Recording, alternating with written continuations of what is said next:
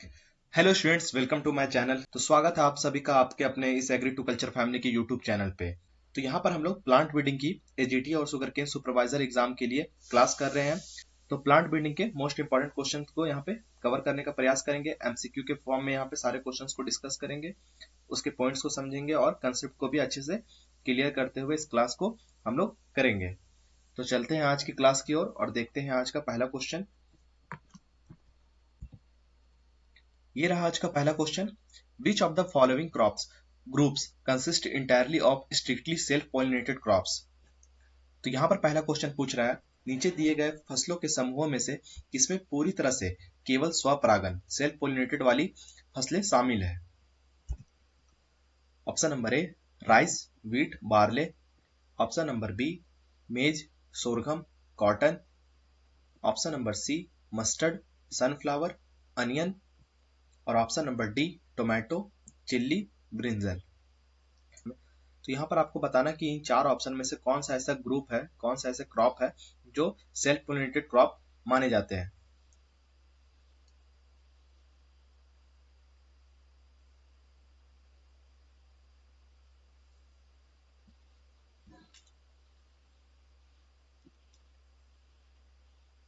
तो इस क्वेश्चन का जो सही आंसर है वो है आपका option number A rice, wheat और बार्ले। ये ऐसे क्रॉप है जो पूरी तरह से सेल्फ पोलिनेटेड क्रॉप के अंतर्गत आते हैं। तो इस चीज को आप याद रखेंगे। यहाँ पे कुछ वन लाइनर्स है, इसको भी देखेंगे। Strictly self pollinated crops rice, wheat और बार्ले, जैसा कि क्वेश्चन में पूछा गया था। Cross pollinated crop maize. Often cross pollinated crop cotton, sorghum, pigeon pea. तो यहाँ पर बाकी के भी एग्जांपल दिए हुए हैं। जो क्रॉस पोलिनेटेड क्रॉप है वो मेज है, और अगर ऑफन क्रॉस पोलिनेटेड क्रॉप्स की बात करें तो वो है कॉटन, सॉरगम और pigeon P. Pure line theory है, ये जॉनसन के द्वारा दिया गया था 1903 ईस्वी में। उसके बाद है सेल्फ पोलिनेशन इंक्रीजेज होमोजाइगोसिटी। और सेल्फ पोलिनेशन से क्या होता है कि जो होमोजाइगोसिटी है वो इंक्रीज करता है। तो ये सारे पॉइंट्स को आप याद रखेंगे। नेक्स्ट है इन maize, Zea mays, the tassel male inflorescence matures earlier than the silk female inflorescence, this condition is called. तो इस क्वेश्चन में पूछ रहा है जो मक्का है मेज, इसमें जो नर पुष्पक्रम होता है मेल इन्फ्लोरेसेंस होता है जो टैसल के नाम से जाना जाता है, और जो मादा पुष्पक्रम होता है वो जो सिल्क के नाम से जाना जाता है। तो यहाँ पर क्या होता है कि अगर जो टैसल है उसका जो मेच्योरिटी है वो सिल्क से पहले हो जाता है, तो ये कंडीशन क्या कहलाता है। Option number A protogyny. Option number B protandry. Option number C herkogamy. Option number D heterostyly. तो यहाँ पे जो मेल है वो जल्दी मैच्योर कर जा रहा है फीमेल के कंपेयर में, तो ये कंडीशन क्या कहलाता है।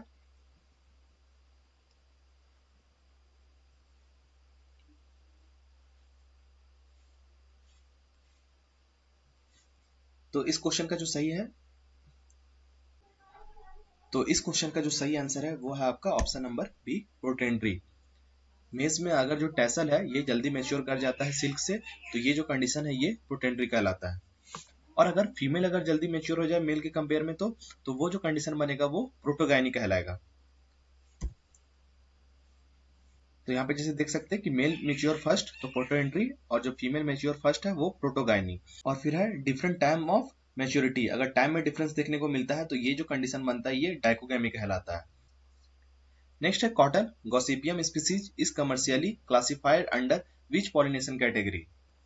तो जो व्यवसायिक रूप से कपास है, गॉसिपियम स्पीसीज है, को परागकण की किस श्रेणी में वर्गीकृत किया गया है। Option number A strictly self pollinated. Option number B often cross pollinated. Option number C strictly cross pollinated. Option number D dioecious. तो यहाँ पे पूछ रहा है कि जो कॉटन है ये इसमें किस तरह का पॉलिनेशन देखने को मिलता है।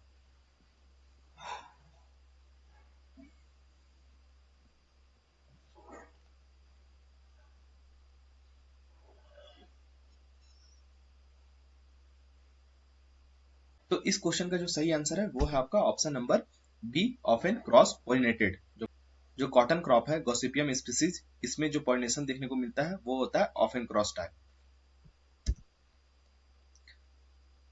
पोलिनेटिंग एजेंट इन कॉटन, और जो कॉटन में पोलिनेटिंग एजेंट देखने को मिलता है वो होता है इंसेक्ट्स बी। जो बी होता है इनके द्वारा इसमें पॉलिनेशन होता है। नेक्स्ट है which mechanism ensure strict cross pollination by having mail and female flower on completely different plants. तो इस क्वेश्चन को यहाँ पे ध्यान से समझेंगे। इस क्वेश्चन में कह रहा है कि जो मेल फ्लावर है और फीमेल फ्लावर है ये दोनों अलग अलग प्लांट्स में देखने को मिल रहा है, अलग अलग प्लांट्स में देखने को मिल रहा है। तो यहाँ पर क्या है कि एकदम से स्ट्रिक्ट क्रॉस पोलिनेशन आपको देखने को मिलेगा। तो ये जो मैकेनिज्म है ये क्या कहलाता है? Option number A monoecy, option number B dioecy, option number C dichogamy, option number D self incompatibility.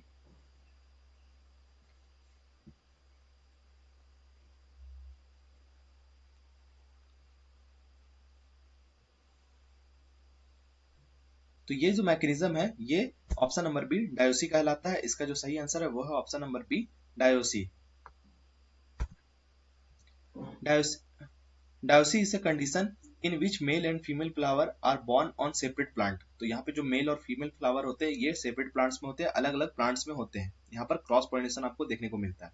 It completely prevent self pollination and ensure 100% cross pollination. और यहाँ पर क्या होता है कि सेल्फ पॉलिनेशन नाम का कोई भी चीज नहीं होता है। यहाँ पे पॉलिनेशन सेल्फ के द्वारा हो ही नहीं सकता, क्योंकि जो फ्लावर है वो दोनों अलग अलग प्लांट पे है। तो यहाँ पे 100% आपको क्रॉस पॉलिनेशन देखने को मिलता है।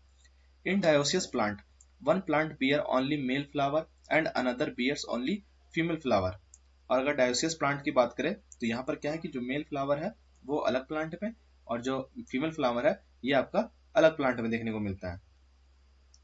Example includes papaya, date palm and spinach. तो इसके एग्जाम्पल को आप याद रखेंगे। जो पपाया है, डेट पाम है और जो स्पाइनेच है पालक, ये इसके एग्जाम्पल है। नेक्स्ट है the genetic purity of a self pollinated crop variety is naturally maintained because it's rate of natural cross pollination is usually less than.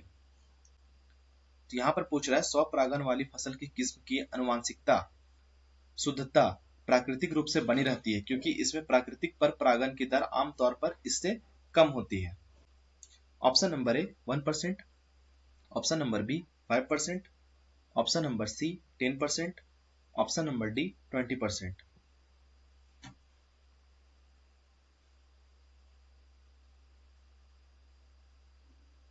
तो जेनेटिक प्योरिटी को बनाए रखने के लिए जो सेल्फ पोलिनेटेड क्रॉप वेराइटी होती है इनमें नेचुरल तरीके से मतलब कितना परसेंट तक क्रॉस पोलिनेशन हो सकता है?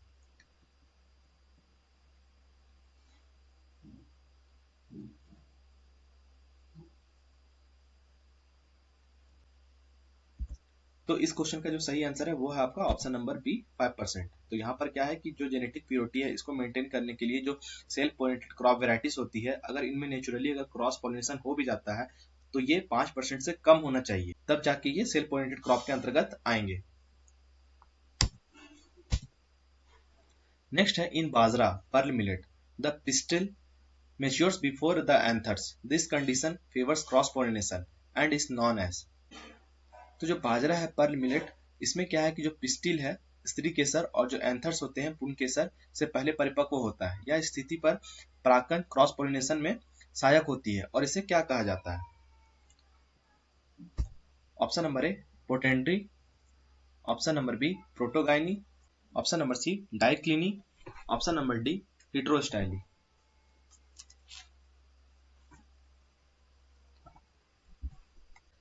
तो पहले ही मेज वाले क्वेश्चन में मैंने बताया कि अगर मेल जो है मेल पार्ट अगर पहले मेच्योर होता है तो प्रोटेंड्री कहलाता है और फीमेल पार्ट अगर मेल पार्ट से पहले मेच्योर हो जाता है तो वो प्रोटोगाइनी कहलाता है। तो इसका जो सही आंसर है वो है आपका ऑप्शन नंबर बी प्रोटोगाइनी। यहाँ पर क्या हो रहा है जो पिस्टिल है स्त्री केसर ये पहले मेच्योर कर जा रहा है एंथर से। तो इस चीज को आप याद रखेंगे, ये जो कंडीशन है ये प्रोटोगाइनी कहलाएगा। नेक्स्ट है geitonogamy is genetically identical to self pollination but ecologically it behaves like cross pollination it refers to. तो यहाँ पर पूछ रहा है कि आनुवांशिक रूप से जो जिटेनोगेमी है स्वपरागन पॉलिनेशन के अंतर्गत आता है, पॉलिनेशन के समान है, लेकिन जो परिस्थितिक रूप से यह पर परागन क्रॉस पॉलिनेशन की तरह व्यवहार करती है यह इसके बारे में यह किसके बारे में है?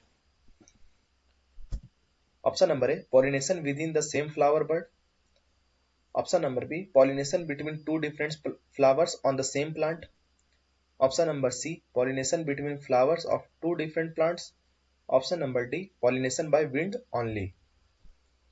तो जो जिटेनोगेमी है इसका अगर जेनेटिकली देखें तो ये तो सेल्फ पॉलिनेशन के लिए आइडेंटिकल है, लेकिन अगर इकोलॉजिकल बिहेव देखें तो ये क्रॉस पॉलिनेशन के अंतर्गत आता है। तो इस क्वेश्चन का जो सही आंसर है वो है आपका option number B, pollination between two different flower on the same plant. यहाँ पर क्या होता है कि किसी एक प्लांट में सेम प्लांट के जो दो फ्लावर है उनके बीच में पॉलिनेशन देखने को मिलता है, तो ये जो कंडीशन है ये जिटेनोगेमी कहलाता है। नेक्स्ट है, in mango cross pollination is highly promoted, what is the primary agent responsible for mango pollination. तो आम में क्रॉस पॉलिनेशन को बहुत बढ़ावा मिलता है, आम में पॉलिनेशन के लिए मुख्य कारक कौन सा है।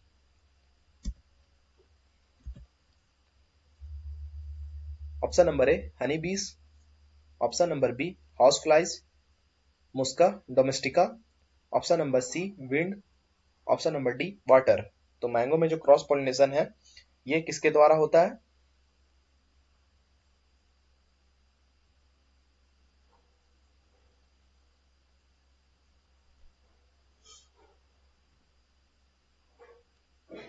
तो इस क्वेश्चन का सही आंसर हो जाएगा option number B house flies. जो मैंगो है ये एक क्रॉस पॉलिनेशन क्रॉप है और इसमें जो क्रॉस पॉलिनेशन देखने को मिलता है वो हाउस फ्लाई के द्वारा, मुस्का डोमेस्टिका के द्वारा होता है। इस पॉइंट को आप याद रखेंगे।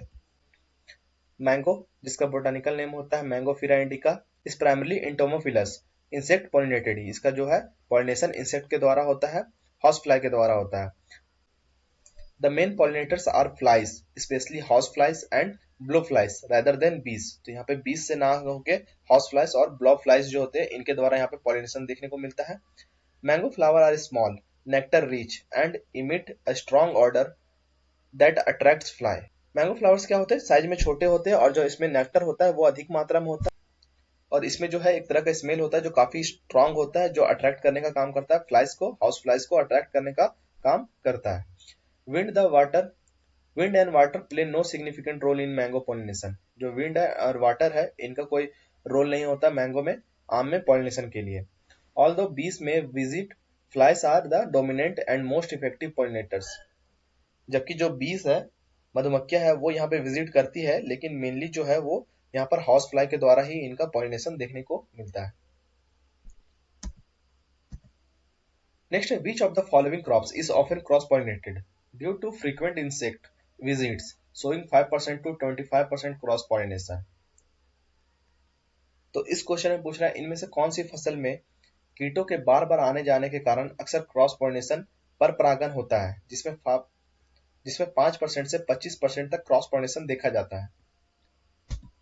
Option number A arhar pigeon pea, option number B wheat, option number C sugar cane, option number D potato.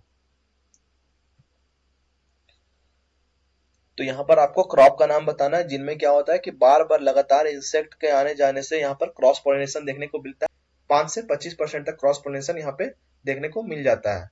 तो ये किस क्रॉप में होता है।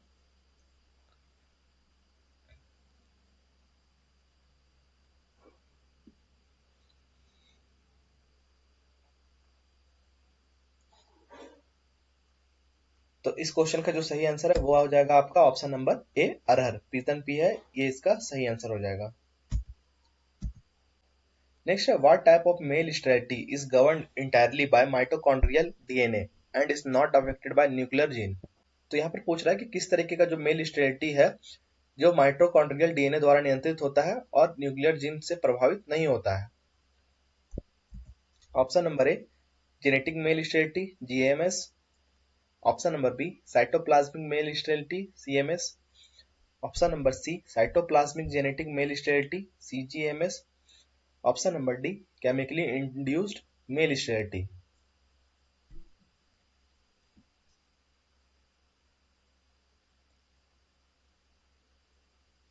तो माइटोकॉन्ड्रियल डीएनए द्वारा जो गवर्न होने वाला और नियंत्रित होने वाला जो मेल स्टेरिलिटी है वो है आपका option number B cytoplasmic male sterility. जो सीएमएस है ये माइटोकॉन्ड्रियल डीएनए द्वारा नियंत्रित होता है, इसमें न्यूक्लियस जीन का कोई प्रभाव नहीं होता है।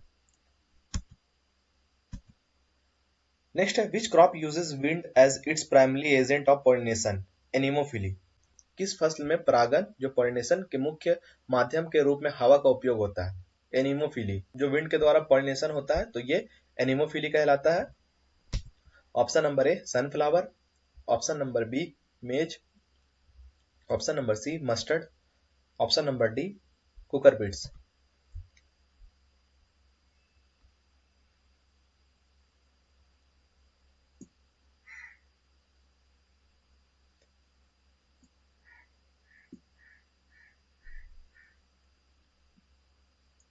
तो इस क्वेश्चन का जो सही आंसर है वो हो जाएगा आपका ऑप्शन नंबर बी मेज।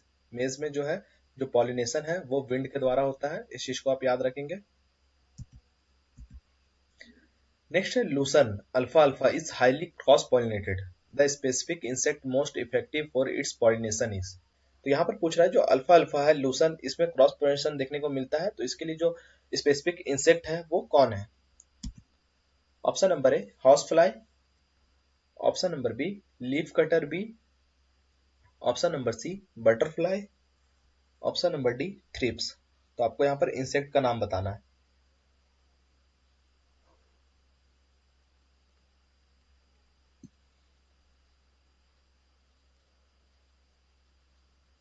तो यहाँ पर आप दो चीजों को याद रखेंगे, जो लूसन है अल्फा अल्फा ये हाईली क्रॉस पॉलिनेटेड क्रॉप है, और इसमें जो इंसेक्ट काम करता है वो है लीफ कटर बी। इसका सही आंसर हो जाएगा ऑप्शन नंबर बी। नेक्स्ट है इन कुकर बीट्स गार्ड्स और melons male and female flower are borne separately on the same individual plant, thus this system is called। Option number A, option number B टोसी, option number C andromonoecy, option number D गाइनोडायोसी।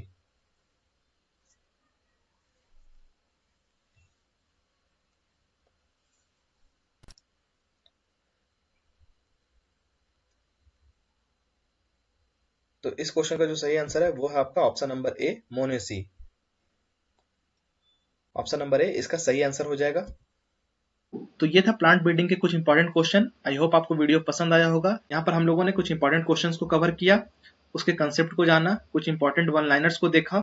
ऐसे ही अगला part को देखने के लिए class में बने रहिए, चैनल को सब्सक्राइब जरूर कर लीजिए, और अगर वीडियो पसंद आया हो तो वीडियो को लाइक कीजिए और कमेंट सेक्शन में कमेंट जरूर कीजिए। Thank you.